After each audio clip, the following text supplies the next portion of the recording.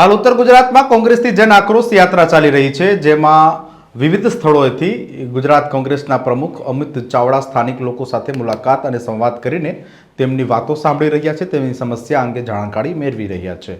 ત્યારે અમિત ચાવડાએ રોડ રસ્તા મુદ્દે ભાજપ સરકારને ઘેરી હતી। કેન્દ્રીય મંત્રી અને સીએમ ભૂપેન્દ્ર પટેલનો ઉલ્લેખ કરીને તેમણે શું પ્રહારો કર્યા તેની વિગતે ચર્ચા કરીએ। નમસ્કાર, હું છું રિયાઝ, સ્વરાજમાં આપનું સ્વાગત છે। બીજા તબક્કામાં કોંગ્રેસની જન આક્રોશ યાત્રા ચાલી રહી છે, ત્યારે કોંગ્રેસ પ્રમુખ અમિત ચાવડાએ વિવિધ મુદ્દે ભાજપ સરકારને ઘેરી હતી। ત્યારે રોડ રસ્તા જેવા મુદ્દે અમિત ચાવડાએ મુખ્યમંત્રી ભૂપેન્દ્ર પટેલને નીતિન ગડકરીનો ટોણો માર્યો। કેન્દ્રીય મંત્રી નીતિન ગડકરીએ સીએમને કહેવું પડ્યું કે ગુજરાતની જનતા ટોલ ટેક્સના નામે કરોડો રૂપિયા ભરે છે, છતાં રસ્તામાં ખાડા અને ખાડામાં રસ્તા આવી શરમજનક પરિસ્થિતિ છે।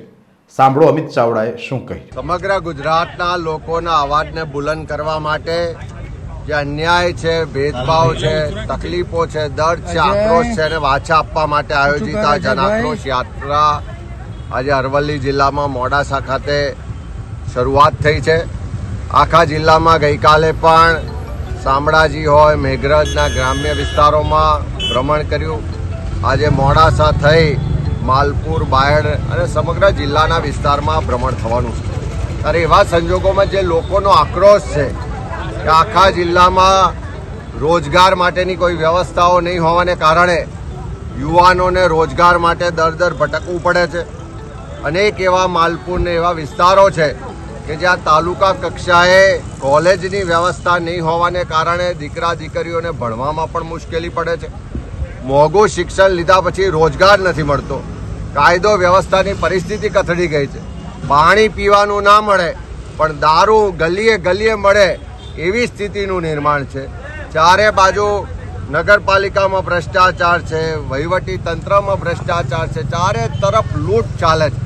ગઈકાલે જ તમે જોયું હશે કે રાજ્યના મુખ્યમંત્રીએ દેશના પરિવહન ને રોડ ટ્રાન્સપોર્ટ મિનિસ્ટરને કહેવું પડ્યું, ગડકરીજીને, કે ગુજરાતની જનતા ટોલ ટેક્સના નામે કરોડો રૂપિયા ટેક્સ આપે છે, તેમ છતાં રસ્તામાં ખાડા કે ખાડામાં રસ્તા એવી સ્થિતિનું નિર્માણ થયું છે।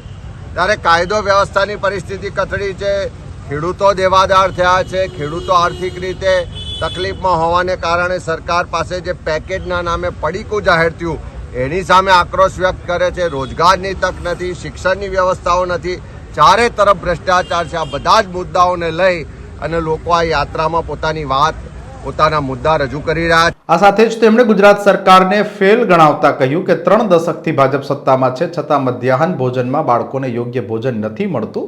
આજે રાજ્યમાં લગભગ 50% બાળકો કુપોષિત છે। આ સંપૂર્ણપણે ફેલ સરકારનું સ્પષ્ટ ચિત્ર છે। અમિત ચાવડાએ જણાવ્યું કે જન આક્રોશ યાત્રાનો પ્રભાવ એવો છે કે દારૂ ડ્રગ્સના બુટલેગરોને ભૂગર્ભમાં જવું પડે એવી સ્થિતિ ઊભી થઈ છે। માત્ર 7 દિવસમાં જ સરકારને ફિક્સ પગાર, કોન્ટ્રાક્ટ અને આઉટસોર્સિંગના કર્મચારીઓ માટે ઘોષણા કરવાની ફરજ પડી, કારણ કે જન આક્રોશ યાત્રાએ તેમની પોલ ખુલ્લી પડી છે। અમિત ચાવડાએ શું આરોપ કર્યા તે પણ સાંભળો। જોયું હશે કે એક શાળાના બાળકોએ કીધું કે આખા અઠવાડિયા દરમિયાન જે મધ્યાહન ભોજનમાં ભોજન મળે છે એમાં એક પણ દિવસ એને શાકભાજી આપવામાં નથી આવતી। કરોડો રૂપિયા આપણે દર વર્ષે ખર્ચીએ છીએ, કરોડો રૂપિયાનું બજેટ ખર્ચ્યા પછી ક્યાંક ને ક્યાંક આ સત્તામાં બેઠેલા લોકોના ભ્રષ્ટાચારને કારણે એ બાળકોના પેટમાં શાકભાજી નથી પહોંચતી, એક રોટી પણ આખા અઠવાડિયામાં એમને નસીબ નથી થતી।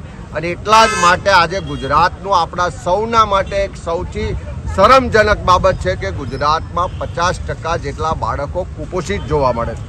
ત્યારે 30 વર્ષના શાસન પછી પણ જો સરકાર બાળકોને મધ્યાહન ભોજનમાં પૂરતું સારું ભોજન ના આપી શકતી હોય તો આનાથી ફેલ સરકાર બીજી કહેવાય નહીં। આ જન આક્રોશ યાત્રાની શરૂઆત થઈ, તમે જોયું હશે કે દારૂ ને ડ્રગ્સની જે બધી વધી છે, આ યાત્રાની શરૂઆતને તો હજુ આ એક અઠવાડિયું પણ નથી થયું, પણ દારૂ ને ડ્રગ્સના બુટલેગરો ભૂગર્ભમાં જવું પડે એવી સ્થિતિનું નિર્માણ થયું છે। જે બુટલેગરોને હપ્તાખોર પોલીસ છે, સરકારમાં બેઠેલા લોકો હપ્તા લઈ રહ્યા છે, બધા ખુલ્લા પડી રહ્યા છે।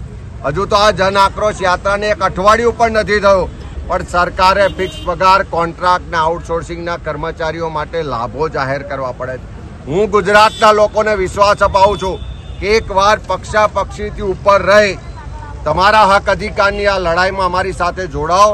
આ જન આક્રોશ યાત્રાના માધ્યમથી તમારા પ્રશ્નોને, તમારા અવાજને બુલંદ કરો. આ સરકારને ઝૂકવું પડશે. ગુજરાતમાંથી ખેડૂતોના સંપૂર્ણ દેવા માફ કરવા પડશે. ગુજરાતના યુવાનોને કાયમી રોજગાર આપવો પડશે. ફિક્સ પગાર, કોન્ટ્રાક્ટ ને આઉટસોર્સિંગ પ્રથા નાબૂદ કરવી પડશે. ગુજરાતમાંથી દારૂ ને ડ્રગ્સની બધીને અમે દૂર કરીને બતાવીશું. અને આ જેટલા ભ્રષ્ટાચારીઓ છે એને જેલના સળિયા પાછળ મોકલીને બતાવીશું. ત્યારે આવો આપ સૌનો સહકાર મળે ત્યારે આખા અરવલ્લી જિલ્લાનો આભાર માનું છું કે બધાએ ખૂબ ઉમળકાભેર સ્વાગત કર્યું, યાત્રાને સમર્થન આપ્યું. એમના મુદ્દા માટે આવનારા દિવસોમાં કોંગ્રેસ પાર્ટી લડશે અને અહીંના લોકોને એનો હક અધિકાર અપાવશે. સમાચારોમાં અત્યારે બસ આટલું જ. આવી જ અપડેટ્સ માટે જોતા રહો સ્વરાજ. ધન્યવાદ.